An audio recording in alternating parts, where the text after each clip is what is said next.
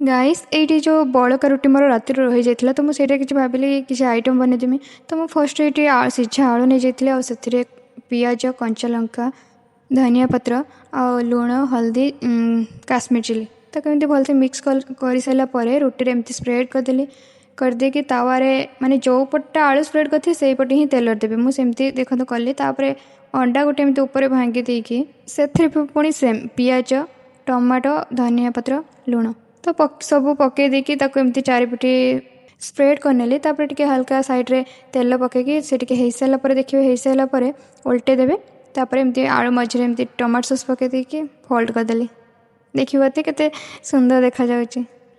हाँ माने आमे खाइलु जना पड़लानी ही एटा रोटी बोली कहीं एपटर आलू अच्छे सेपटर अंडा अच्छे मिक्स ही जना पड़ला। आपण मैंने भावुवे कि आम रोटी की तो सेमती खाईदेव कहीं कष्ट करूँ। अरे सब जिन ही नुआ नुआ जिन ट्राए करवा कथा हाँ कष्ट कले ही कृष्ण मिले। ट्राए करके मत कमेंट जनातु रोचे बाय टाटा।